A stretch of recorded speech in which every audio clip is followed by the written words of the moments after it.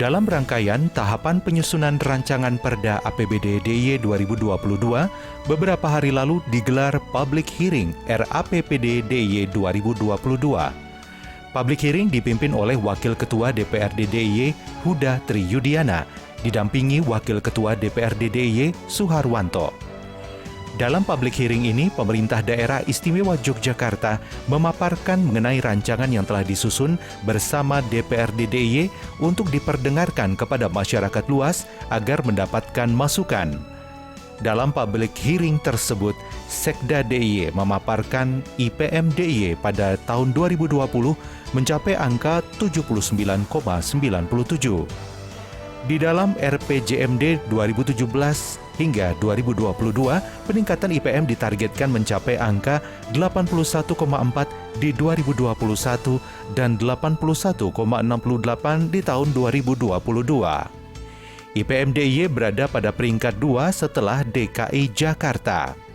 Sedangkan capaian pengentasan kemiskinan tahun lalu, presentasenya 12,8%. Tahun 2021 ditargetkan 8,07%.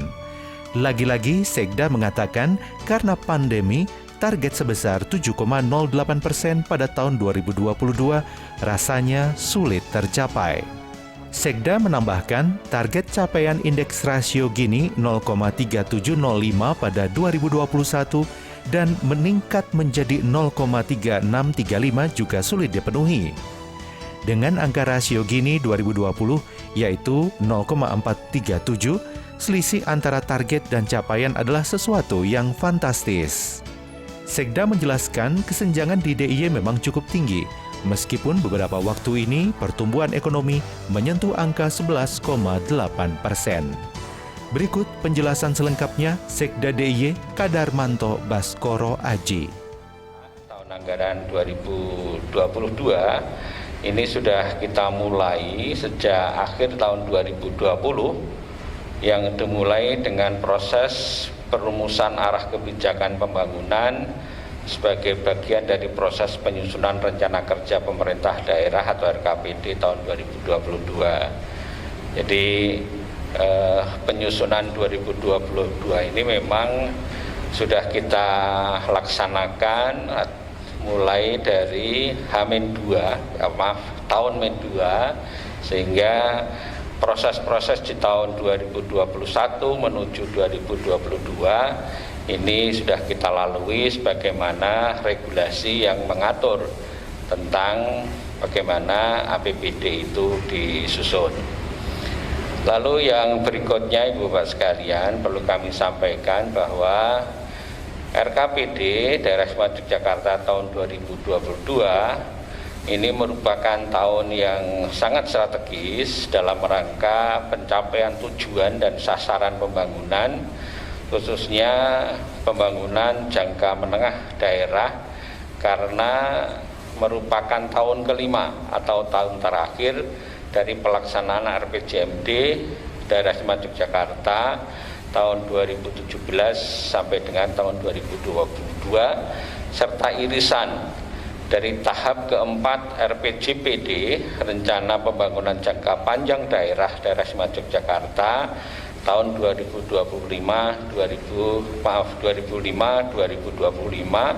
yang mengamanatkan DIY sebagai pusat pendidikan, kebudayaan dan daerah tujuan wisata terkemuka di Asia Tenggara.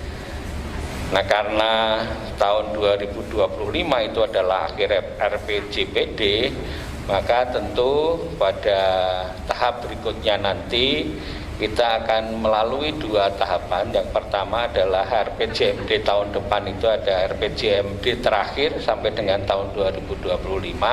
Kemudian karena disusun pada tahun yang beririsan, maka nanti ada yang lebih dari 2025. Bapak sekalian, sebagai bagian dari visi jangka panjang dan jangka menengah tersebut, kebijakan pembangunan daerah istimewa Yogyakarta tahun 2022 masih konsisten untuk tetap fokus pada pengembangan wilayah selatan daerah istimewa Yogyakarta serta pengembangan dan pemanfaatan teknologi informasi. Selain itu juga perlu ditekankan bahwa pentingnya dilakukan kerjasama lintas teknis, lintas sektor, bahkan lintas kewilayahan yang saling bahu-membahu, melengkapi dan mengambil peran sesuai dengan ketugasannya, sehingga dapat terwujud pembangunan yang sinergis lintas sektor, bertahap dan berkelanjutan. Jadi salah satu yang harus kita raih adalah visi jangka panjang kita Ibu Bapak sekalian, karena ini sudah pada tahap-tahap selesainya RPJPD, maka salah satu yang pernah disampaikan oleh Bapak Gubernur bahwa DIY ini akan menghadap ke selatan begitu, karena selama ini kita sudah mulai membangun, mencoba supaya halaman depan kita itu ada di selatan, walaupun kita tidak harus melupakan apa yang sudah ada di utara, karena semuanya harus sinergis dalam rangka untuk kesejahteraan masyarakat daerah istimewa Yogyakarta. Yang berikutnya Ibu Bapak sekalian, perumusan kebijakan pembangunan tahun 2022 tentu mempertimbangkan hasil evaluasi terhadap capaian-capaian pembangunan yang telah dijanjikan dan dilaksanakan oleh pemerintah. Beberapa hal capaian Pemda DIY pada tahun 2021 ini menjadi salah satu penopang, harus menjadi salah satu tahapan pada saat kita menyusun apa yang harus kita lakukan pada tahun 2022. Yang pertama terkait dengan akuntabilitas kinerja pemerintah. Ini perlu kami sampaikan, skor kita adalah 90,31 kategori AA. Skor ini adalah skor tertinggi secara nasional. Kita sendiri, pemerintah daerah istimewa Yogyakarta, mendapatkan nilai AA ini sudah 3 tahun berturut-turut di tahun terakhir ini, 3 tahun terakhir ini.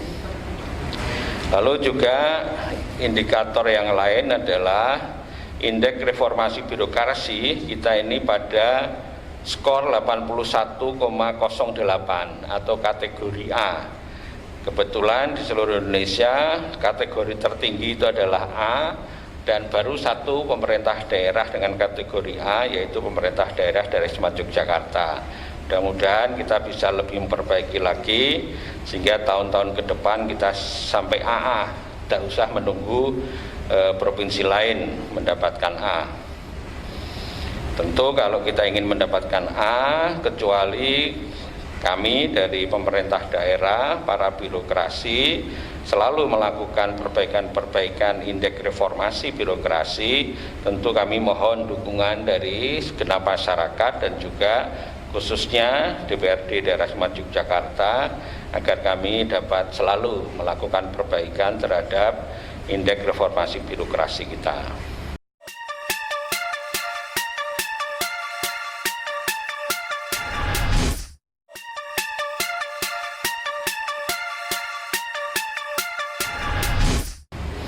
Yang berikutnya Ibu Bapak sekalian, kami sampaikan bahwa dalam rangka pengelolaan keuangan daerah, kita mendapatkan opini wajar tanpa pengecualian atau WTP ini sudah 11 kali berturut-turut.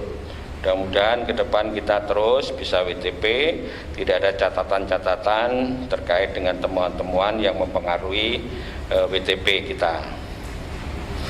Yang berikutnya Ibu Bapak sekalian, IPM daerah istimewa Yogyakarta pada tahun 2020 mendapat skor 79,97.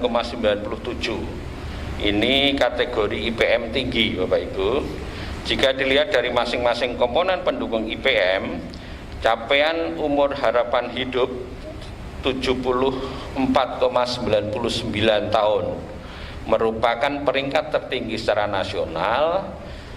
Harapan lama sekolah kita 15,59 merupakan peringkat tertinggi juga secara nasional, dan capaian pengeluaran per kapita sebesar 14,02 juta rupiah merupakan tertinggi ketiga secara nasional.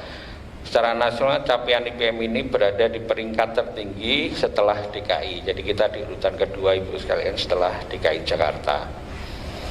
Kemudian yang berikutnya, pertumbuhan ekonomi DIY pada triwulan kedua tahun 2021 menunjukkan pertumbuhan positif pada angka 11,81% year on year.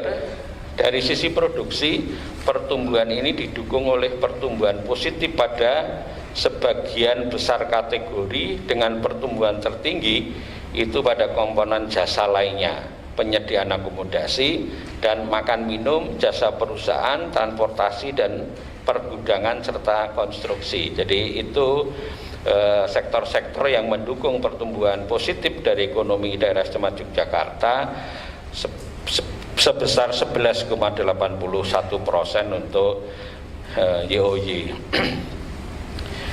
Dua Pak, kita juga didukung dengan nilai ekspor yang cukup bagus di daerah istimewa Yogyakarta. Pada bulan Agustus 2021 ini mencapai pada angka 43,9 juta US dollar, atau kalau kita lihat kenaikannya adalah 8,40% dibanding ekspor Juli 2021, sehingga ada penambahan yang cukup signifikan kalau kita lihat dari Juli sampai dengan Agustus.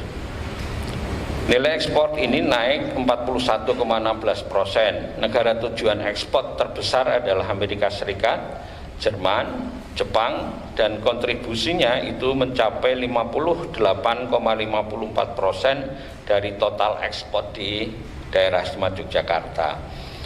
Dengan terpuruknya kondisi dua, pendidikan dan pariwisata, ternyata masyarakat daerah istimewa Yogyakarta ini bisa bergeliat menaikkan ekonomi. Pertumbuhan ekonomi itu justru dari perdagangan atau melalui ekspor yang kita lakukan selama ini.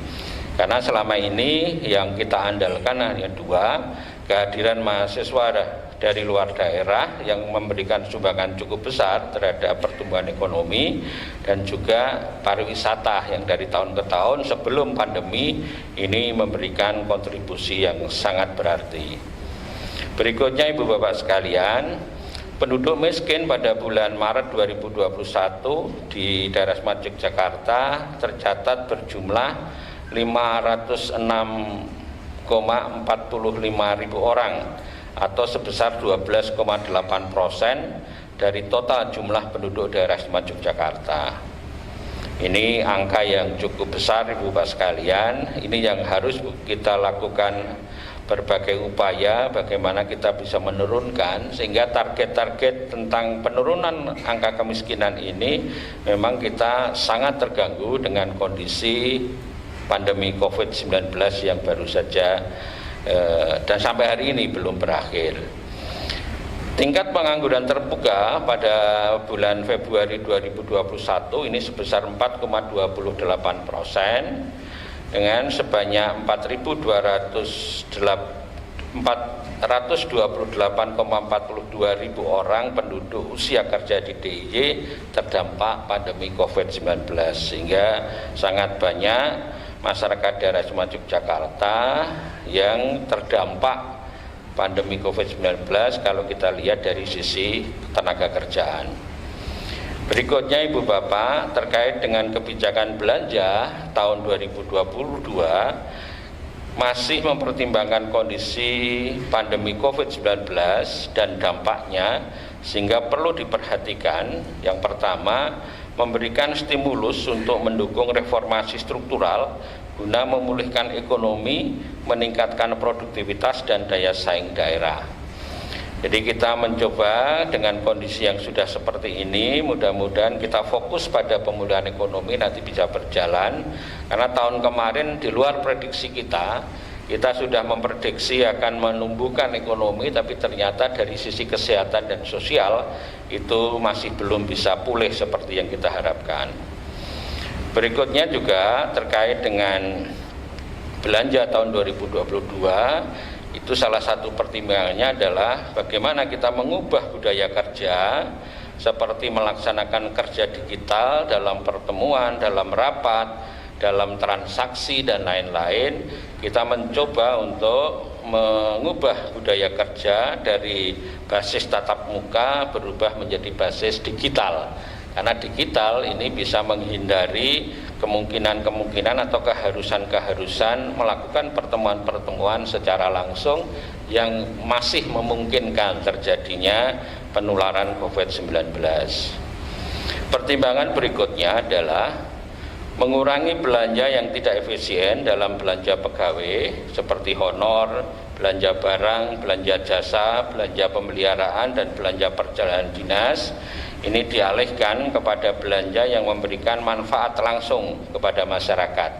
Tentu pada saat dulu kita melaksanakan aktivitas-aktivitas seperti perjalanan dinas, belanja jasa, dan lain-lain, itu karena kondisinya berbeda dengan kondisi sekarang, sehingga yang lebih efisien sekarang kalau kemudian itu kita lakukan penyesuaian sehingga nanti bisa memberikan manfaat langsung kepada masyarakat.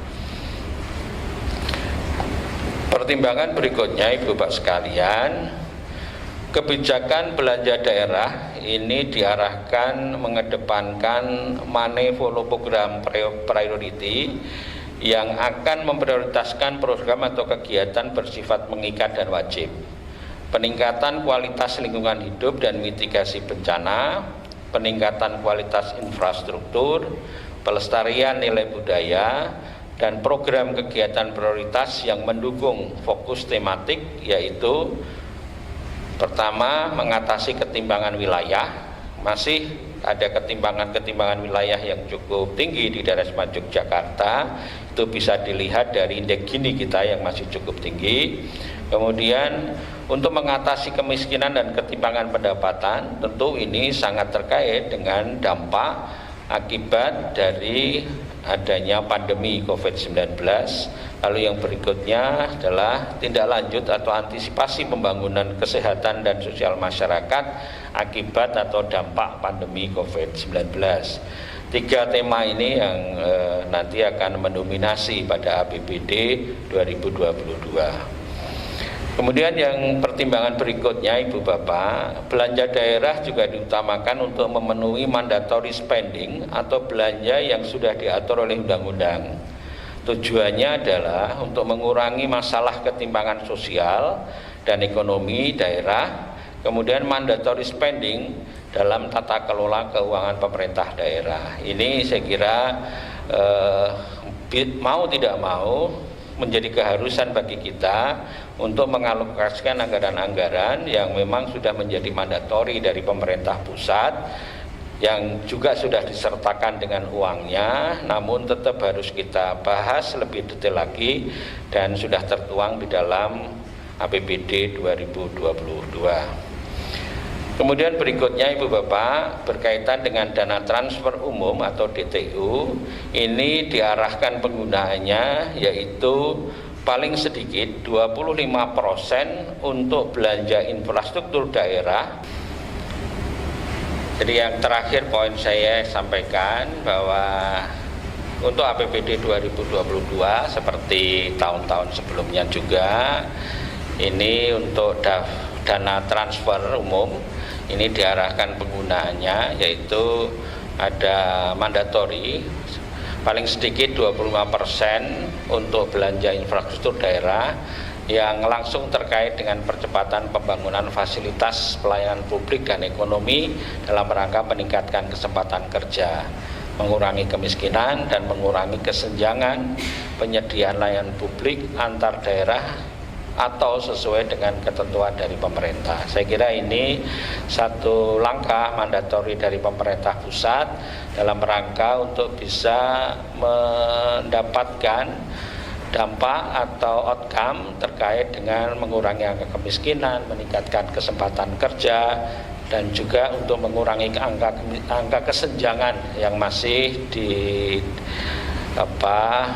kita temukan di daerah Semarang Yogyakarta dengan angka yang masih cukup tinggi.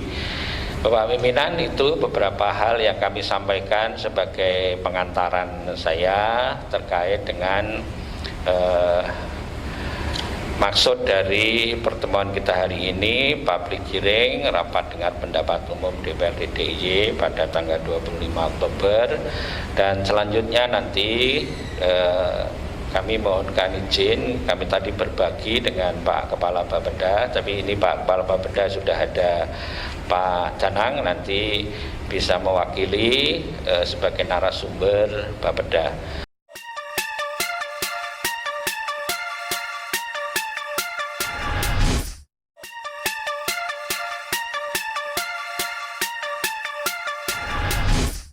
Mohon izin kami menyampaikan materi terkait dengan kebijakan perencanaan untuk tahun anggaran 2022. Mungkin tadi sudah banyak disampaikan oleh Bapak Sekretaris Daerah terkait kebijakan-kebijakan penyusunan perencanaan dan penganggaran untuk tahun 2022. Mungkin terkait dengan data tadi juga sudah disampaikan. Mungkin pada tahun 2022 beberapa indikator makro yang menjadi bagian dari asumsi-asumsi penyusunan APBN tahun 2022. Yang pertama adalah pertumbuhan ekonomi diperkirakan pada kisaran 5,2 sampai 5,8%. Kemudian angka inflasi secara nasional diperhitungkan pada angka 2-4%. Tingkat pengangguran terbuka ini diasumsikan pada kisaran 5,5 sampai 6,3%. Kemudian tingkat kemiskinan secara nasional diperkirakan pada kisaran 8,5 sampai 9%. Kemudian rasio Gini diperkirakan pada angka 0,376 sampai 0,378. Nah, angka-angka ini dari asumsi-asumsi makroekonomi nasional tahun 2022 kemudian dilakukan penyelarasan dengan kondisi yang ada di DIY. Jadi pada waktu itu dalam forum musyawarah perencanaan pembangunan nasional ataupun forum-forum di rapat koordinasi teknis antara Bapeda, Kemendagri dan Bappenas, itu kemudian disepakati asumsi-asumsi makro untuk daerah DIY pada tahun 2022 yang perangkaannya ini memang kemudian menyesuaikan dengan kondisi pandemi COVID yang sekarang ini juga masih berjalan di daerah istimewa Yogyakarta. Yang pertama, untuk pertumbuhan ekonomi di DIY pada tahun 2022 diasumsikan pada angka 5-5,7%. Kemudian inflasi itu berkisar pada angka 2,67 sampai 2,45%. Kemudian angka AIKOR itu diasumsikan pada angka 5,85 sampai 5,57%. Kemudian angka kemiskinan, dan ini mungkin jauh sekali dengan target yang sudah ditetapkan dalam RPJMD yang pada tahun 2022 itu diharapkan angka kemiskinan itu sudah mencapai angka 7%. Namun dengan adanya kondisi pandemi yang sekarang ini banyak menimbulkan perubahan-perubahan asumsi, pada tahun 2022 angka kemiskinan DIY itu diperkirakan pada angka 12,68% sampai 11%. Kemudian tingkat pengangguran terbuka ini diperkirakan pada angka 3,5 sampai 3,23%. Kemudian Gini rasio itu pada angka 0,4262 sampai 0,4235. Kemudian indeks Williamson itu 0,4569 sampai 0,4575. Jadi ini Bapak Ibu sekalian, angka-angka yang menjadi kesepakatan dengan pemerintah pada waktu itu untuk tahun 2022. Ini sebagai bagian dari dukungan daerah istimewa Yogyakarta terhadap capaian-capaian atau target-target yang telah ditetapkan secara nasional. Dan selanjutnya, keselarasan antara pembangunan antara nasional dengan daerah itu juga tercermin ke dalam tema pembangunan yang ada untuk tahun 2022, dan bahkan tema rencana kerja pembangunan daerah tahun 2022 yang kita susun itu kita sebut sebagai tema subtema, artinya tema provinsi itu mendukung tema yang ada di pemerintah pusat, dan kemudian tema provinsi ini juga didukung oleh tema pembangunan yang diusung oleh masing-masing kabupaten kota yang ada di daerah istimewa Yogyakarta. Pada tahun 2022 pemerintah tema yang ditetapkan dalam rencana kerja pemerintah adalah pemulihan ekonomi dan reformasi struktural dengan mainstreaming. Itu ada 3, yang pertama adalah kemiskinan, kemudian lapangan kerja, dan yang ketiga adalah UMKM. Sementara untuk daerah istimewa Yogyakarta pada tahun 2022 tema pembangunannya adalah pengembangan SDM unggul dan sektor strategis untuk pemulihan sosial ekonomi di daerah istimewa Yogyakarta dengan mainstreaming pada SDM unggul, yaitu sehat, berpendidikan, dan berbudaya. Kemudian pemulihan sosial ekonomi masyarakat, dan yang ketiga adalah kualitas infrastruktur dasar. Sementara untuk kabupaten kota ini juga sudah menyesuaikan dengan tema yang ada di DIY maupun yang ada di pusat. Lanjut. Dari tema pembangunan yang diusung DIY pada tahun 2022, prioritas yang coba diusung adalah yang pertama pemberdayaan SDM yang berkualitas. Ini dalam artian sehat, berpendidikan, dan mampu secara ekonomi. Kemudian yang kedua adalah peningkatan infrastruktur layanan dasar yang mendukung pertumbuhan ekonomi. Prioritas ketiga adalah peningkatan sektor-sektor unggulan dan potensial. Prioritas keempat, mewujudkan pembangunan yang merata, selaras, dan lestari. Kemudian yang kelima, mewujudkan tata kelola pemerintahan yang baik. Nah, kelima prioritas pembangunan DIY yang coba kita usung pada tahun 2022 ini diselaraskan atau memperhatikan tematik pembangunan. Yang pertama adalah untuk mengatasi ketimpangan wilayah. Artinya kelima prioritas ini juga diarahkan untuk bagaimana caranya supaya bisa mengatasi ketimpangan wilayah yang di wilayah DIY ini juga masih cukup tinggi, di atas rata-rata nasional. Kemudian mengatasi kemiskinan dan ketimpangan pendapatan. Dan yang ketiga adalah sebagai bagian dari antisipasi terhadap dampak pandemi COVID, utamanya untuk pembangunan kesehatan dan sosial masyarakat. Kemudian secara relasi prioritas nasional dengan DIY pada tahun 2022, pada tahun 2022 pemerintah pusat telah menetapkan 7 prioritas nasional. Yang pertama adalah untuk memperkuat ketahanan ekonomi, pertumbuhan berkualitas dan berkeadilan. Kemudian kedua, mengembangkan wilayah untuk mengurangi kesenjangan dan menjamin pemerataan. Prioritas ketiga adalah meningkatkan sumber daya manusia berkualitas dan berdaya saing. Prioritas keempat adalah revolusi mental dan pembangunan kebudayaan. Prioritas 5 adalah memperkuat infrastruktur untuk mendukung pengembangan ekonomi dan layanan dasar. Yang keenam adalah membangun lingkungan hidup, meningkatkan ketahanan bencana dan perubahan iklim.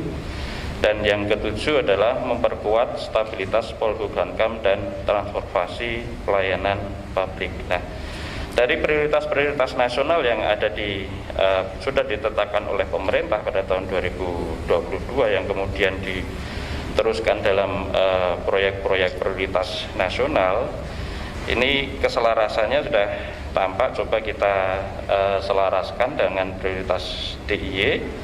Jadi prioritas pertama dan prioritas kedua nasional itu didukung oleh prioritas kedua dan prioritas ketiga di DIY. Kemudian prioritas ketiga dan prioritas keempat itu di nasional itu didukung oleh prioritas pertama DIY. Prioritas kelima nasional itu didukung oleh prioritas kedua DIY. Prioritas keenam di nasional didukung oleh prioritas keempat di DIY, dan prioritas nasional ketujuh didukung oleh prioritas daerah nomor 5. Nah, ini keselarasan pembangunan ini yang selalu menjadi bagian ketika kita melakukan rapat koordinasi dengan pemerintah pusat. Selanjutnya, secara umum, secara garis besar, beberapa hal yang terkait dengan kebijakan pembangunan DIY untuk tahun 2022 adalah seperti itu, Bapak Ibu sekalian. Saya kira materi dari kami cekap seperti itu, Bapak. Asumsi yang digunakan itu proyeksi perkembangan indikator ekonomi makro DIY tahun 2022. Indikator ekonomi makro pertama, pertumbuhan ekonomi, target pesimis 5%, target optimis 5,70%, inflasi 2,67, target optimis 2,45, ICOR 5,85, target optimis 5,57, TPT 3,5, target optimis 3,23, kemiskinan 22,68, target optimis 11%, indeks Gini 0,4262, target optimis 0,4235, indeks William 0,4569, target optimis 0,4575. Dalam penyusunan APBD tahun anggaran 2022, pemerintah daerah DIY juga memperhatikan belanja mandatory spending yang sudah diwajibkan, yaitu anggaran fungsi pendidikan paling sedikit 20% dari belanja daerah. Untuk kita DIY sudah 31, sekian. Kemudian anggaran kesehatan minimal 10% dari belanja APBD di luar gaji ASN. Belanja infrastruktur pelayanan publik minimal 40% dari belanja APBD di luar belanja bagi hasil dan atau belanja transfer. Untuk tahun anggaran 2022 kita 31%, Pak, jadi masih di bawah 40, tapi ini bertahap, minimal 3 tahun harus dipenuhi minimal 40%. Kemudian anggaran pengawasan sebesar 0,6%, kita juga belum memenuhi, tetapi kebutuhan yang ada di pengawasan sudah tercukupi. Kemudian anggaran peningkatan kapasitas SDM PNS, dan yang berikutnya belanja pegawai di luar tunjangan guru dan TKD maksimal 30%. Kita masih di bawah 28%. Kemudian dalam penyusunan APBD juga memperhatikan surat edaran Mendagri nomor 910/4350/SJ tentang kebijakan dalam penyusunan anggaran pendapatan dan belanja daerah tahun anggaran 2022. Di dalam SE diamanatkan bahwa kita pemerintah daerah harus memberikan stimulus untuk mendukung reformasi struktural guna memulihkan ekonomi, meningkatkan produktivitas dan daya saing daerah. Yang kedua, mengubah budaya kerja seperti melaksanakan kerja digital dalam pertemuan atau rapat. Dan ini juga sudah kita mulai di tahun 2021 untuk rapat-rapat dengan daring.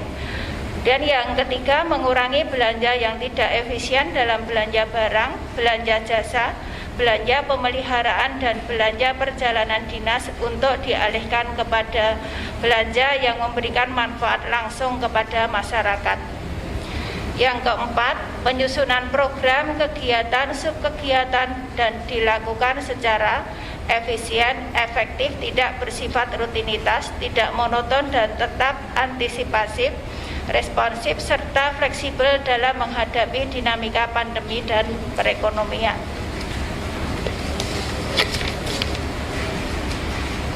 Yang kelima, terkait dengan dana transfer, ini diutamakan untuk peningkatan kualitas infrastruktur publik, pemulihan ekonomi, pembangunan sumber daya manusia, penambahan belanja kesehatan prioritas.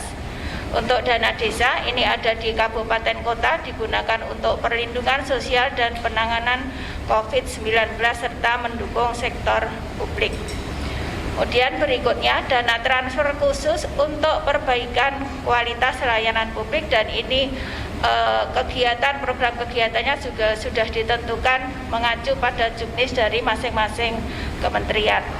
Kemudian berikutnya perbaikan kualitas belanja daerah untuk peningkatan dan pemerataan kesejahteraan antar daerah.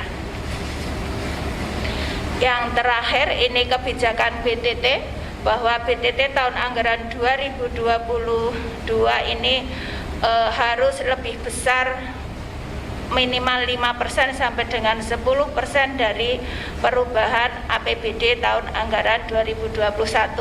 Dan mungkin dapat kami haturkan bahwa di dalam penghantaran kita baru mengalokasikan 40 miliar sekian, ya masih ada kekurangan 54 miliar. Ya ini untuk yang BTT dalam rangka untuk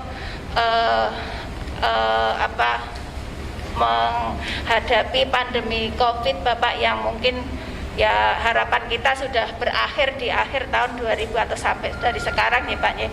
Tapi kita masih diwajibkan untuk mengalokasikan BTT dalam rangka pandemi COVID. Kemudian dapat kami aturkan struktur rancangan APBD tahun anggaran 2022. Yang pertama, pendapatan daerah kita alokasikan 5.817.091.568 rupiah, yang terdiri dari pendapatan asli daerah 2.229.849.868 rupiah. Kemudian pendapatan transfer itu 3.785.210.390 rupiah. Mungkin dapat kami sampaikan bahwa pendapatan transfer ini turun di tahun 2022 karena secara nasional juga APBN mengalami untuk dana transfer juga ada pengurangan. Namun nanti dapat kami sampaikan bahwa pendapatan transfer ini sesuai dengan informasi resmi dari DJPK, sebagaimana yang kita hantarkan mengalami penurunan 476 miliar, namun di dalamnya ada beberapa belanja earmark termasuk DAK non fisik ini turunnya memang sangat banyak, terutama yang digunakan untuk dana BOS SD SMP, karena memang alokasinya pada tahun 2022 langsung ditransfer melalui rekening kabupaten kota. Kalau selama ini sampai dengan tahun 2021 mekanisme transfer melalui RKUD DIY.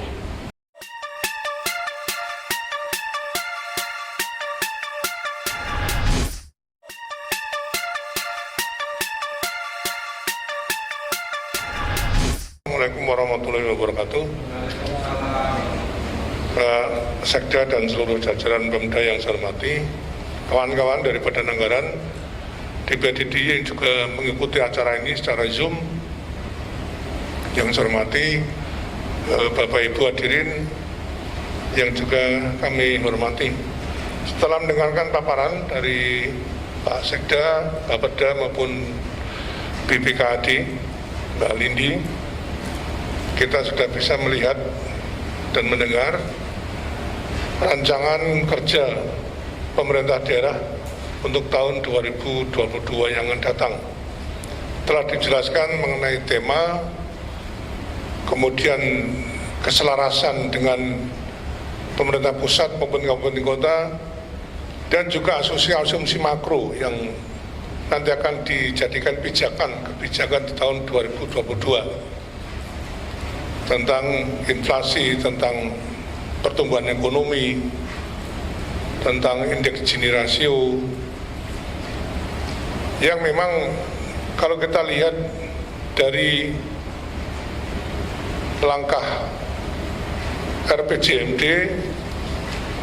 dengan adanya COVID-19 memang kita mengalami stagnasi bahkan kemunduran. Karena kalau sesuai dengan RPJMD yang telah kita tetapkan dulu sebelum ada COVID, mestinya angka kemiskinan sekarang ini pada dataran 10. Tapi karena ada pandemi, kemudian ada penurunan kondisi ekonomi, peningkatan kemiskinan, sehingga sekarang pun asumsi tahun 2022 pada kisaran antara 12,8 sampai 11%. Namun demikian tentu kita berharap tahun 2022 akan terjadi pemulihan sosial ekonomi yang juga tadi telah disampaikan oleh Pak Sekda dan kawan-kawan, apa-apa yang ingin dilakukan untuk bisa mewujudkan pemulihan sosial ekonomi di tahun 2022. Sementara itu, dalam keterangan pers di hadapan wartawan unit DPRD DIY, Sekda DIY menyatakan Pemda DIY diperkirakan tidak akan berhasil mengentaskan kemiskinan. Akibat pandemi, Rencana Pembangunan Jangka Menengah Daerah atau RPJMD DIY 2017 hingga 2022 tidak berjalan sesuai rencana. Selain kemiskinan, 2 program lainnya juga sulit tercapai, yaitu peningkatan Indeks Pembangunan Manusia atau IPM dan rasio Gini. Wakil Ketua DPRD DIY, Huda Triyudiana meminta Pemda melakukan inovasi dan terobosan untuk mencapai target 3 indikator utama, yaitu peningkatan IPM, rasio Gini, dan penurunan angka kemiskinan. Pemda harus mengubah paradigma program pemberantasan kemiskinan. Terkait dengan IKU, jadi dari IKU yang ada itu semuanya bisa kita capai, namun untuk 3 indikator ini memang sulit, berat untuk kita capai karena pandemi COVID tadi. Jadi yang pertama kaitannya dengan IPM. IPM itu real capaian di 2020 yang angkanya sudah kita dapat itu 79,97. Sementara kalau kita lihat target itu di 2021 ini 81,4, kemudian 2022 itu 81,68.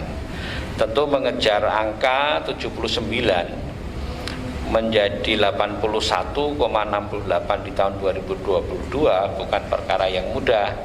Walaupun tadi saya sampaikan, kalau kita lihat IPM kita dibandingkan dengan provinsi-provinsi lain, kita ini ada pada nomor 2 setelah DKI Jakarta.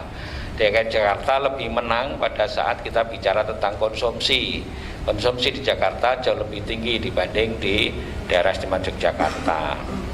Itu yang pertama IPM. Lalu yang kedua Indeks Gini. Indeks Gini ini capaian kita di tahun 2020 itu masih pada angka 0,437. Sementara target kita di 2021 itu 0,3705. Dan target 2022 0,3635, sehingga masih cukup banyak kesenjangannya yang harus kita dapatkan, yaitu menurunkan dari angka 0,437 menjadi 0,3635. Ini angka yang cukup fantastis kalau kita lihat dari pengalaman kita. Ini juga akibat dari COVID-19 yang sulit bagi kita. Ternyata kesenjangan itu masih cukup tinggi di daerah istimewa Yogyakarta, walaupun pertumbuhan ekonomi kita sudah positif 11,81%. Gitu. Lalu yang ketiga yang sulit kita capai itu adalah persentase angka kemiskinan. Capaian kita di tahun 2020 itu pada angka 12,8. Sementara target 2021 itu 8,07, target 2022 itu 7,0. Sehingga sekarang ini PR berat kita ini adalah 12,8 menjadi 7,08 dengan sisa waktu 2021 yang tinggal beberapa bulan ditambah 12 bulan pada 2022. Itu kita harus menurunkan dari angka 12,8 menjadi 7, ada 5 poin yang harus didapat gitu. Nah ini tentu sulit bagi kita. untuk RPJMD 2017-2022 itu sebetulnya target kita pada angka 7 tadi. Tapi kayaknya mustahil untuk bisa kita dapat gitu. Itu karena ketiadaan anggaran pada APBD atau karena kemampuan SDM di Pemkab untuk meningkatkan ini, Pak, secara evaluasi? Jadi memang ada hal yang di luar perkiraan kita yang menghambat angka kemiskinan, menghambat indeks Gini dan menghambat IPM. Tentu sekarang ini yang mau tidak mau harus kita akui adalah akibat dari pandemi. Pandemi ini memberikan dampak yang sangat berat terhadap variabel-variabel pendukung pada IPM, indeks Gini dan persentase kemiskinan. Jadi yang sebetulnya kita lihat pertumbuhan ekonominya positif, tetapi indeks Gininya itu masih belum bagus, itu yang harus kita lakukan. Sehingga indeks Gini itu nanti mesti ada strategi baru bagi kita untuk mendapatkan indeks Gini yang baik, adalah memeratakan dari pertumbuhan ekonomi. Pertumbuhan ekonomi yang hanya tersentral pada hal-hal tertentu saja, ini harus kita alihkan kepada seluruh masyarakat, sehingga kemungkinan kita bisa mengentaskan angka kemiskinan itu harus kita sinergi antara pembiayaan yang dikeluarkan oleh APBD maupun pembiayaan masyarakat langsung gitu. Dan selama ini pembiayaan oleh masyarakat itu sudah mulai meningkat. Pada saat pandemi kemarin kan hampir tidak ada pembiayaan itu dari masyarakat. Mereka lebih memilih cari aman gitu. Bahkan ada beberapa PHK dan lain-lain. Tetapi dengan pertumbuhan ekonomi yang kemarin kita lihat, ternyata penopangnya adalah sektor ekspor, ini justru dilakukan oleh swasta. Nah, kita harapannya kalau swasta ini kemudian melibatkan masyarakat miskin, harapannya mudah-mudahan indeks Gininya bisa turun. Indeks Gininya bisa turun, angka kemiskinannya otomatis naik kan? Atau dibalik, angka kemiskinannya bisa lebih kecil, itu dengan sendirinya akan mengurangi kesenjangan antara yang kaya dengan yang miskin, baik secara kewilayahan maupun perorangan. Ngaten, Mas. Kita mesti mengubah paradigma program-program pengentasan kemiskinan. Sekarang ini program-program pengentasan kemiskinan sebagian besarnya adalah sesuatu yang diberikan, yang difasilitasi oleh pemerintah pusat, pemerintah provinsi maupun pemerintah DIY maupun pemerintah kabupaten kota. Apakah itu berupa PKH, itu kan fasilitasi diberikan, ya kan? Apakah itu berupa kemudian bantuan sembako, apakah itu berupa kemudian beasiswa dan segala macam. Baik, itu tetap ada, saya kira nggak ada masalah. Tapi menurut kami, belajar dari bertahun-tahun kita melakukan upaya pengentasan kemiskinan ini, ternyata kemudian kemiskinan kita masih selalu di atas target, ya, selalu maksud di atas atau di bawah, ya, di bawah target, ya, selalu di bawah target sejak awal RPJMD sampai sekarang, ya, entah ada pandemi atau belum. Maka kemudian kami mencoba, marilah kita bersama nanti mudah-mudahan di RPJMD berikutnya kita mencoba melengkapi pengentasan kemiskinan ini dengan cara yang partisipatif. Tidak kemudian kita kasih dana-dana terus kepada orang yang miskin. Ini kemiskinan ini didata oleh Dukuh, ya. Pak Dukuh mendata, lurah masukkan data itu, kemudian disetujui oleh Kementerian Sosial. Jadi data ini kalau orang itu banyak yang kemudian ingin didata sebagai orang miskin. Kenapa? Karena supaya dia dapatkan berbagai macam fasilitas. Nah, kalau kemudian kita coba dengan cara yang partisipatif, kita berbasiskan pokmas di bawah dan pendukungan di bawah, silakan mana dukuh-dukuh, mana kemudian Pak Lurah yang bisa memfasilitasi warganya, memfasilitasi gotong royongan warganya agar kemudian dia bisa terentasan dari kemiskinan. Per tahun dia bisa mencoret misalnya satu pendukungan itu 1 atau 2 kakak. Itu akan luar biasa akibatnya, saya kira. Tetapi memang ada peran yang dimiliki oleh Pemda. Jadi program-program itu dari bawah seperti apa program-programnya, model-modelnya berbasiskan kearifan lokal. Tidak kemudian semuanya berupa bantuan-bantuan yang sudah fix. Ini program pengentasan kemiskinan se-Indonesia mirip. Dengan dana paling besar se-Indonesia itu mirip, kasih semua dari Kemensos, kasih ini kasih itu semua. Padahal kan kemudian untuk ekonomi dan segala macam itu dari bawah itu potensi lokal sangat banyak. Jadi ini mungkin sedikit catatan kritis kami terkait dengan program pengentasan kemiskinan. Mestinya kita bisa mengkreat program yang partisipatif yang munculnya dari bawah, melibatkan potensi masyarakat sekitar dan lain-lain. Kalau kemiskinan kita ini nggak segera turun, ya saya yakin generasinya juga tetap akan sulit untuk bisa lebih membaik kondisinya. Usai public hearing masih dibahas lagi di tingkat komisi di DPRD DIY. Diharapkan APBD DIY 2022 dapat ditetapkan dengan segera.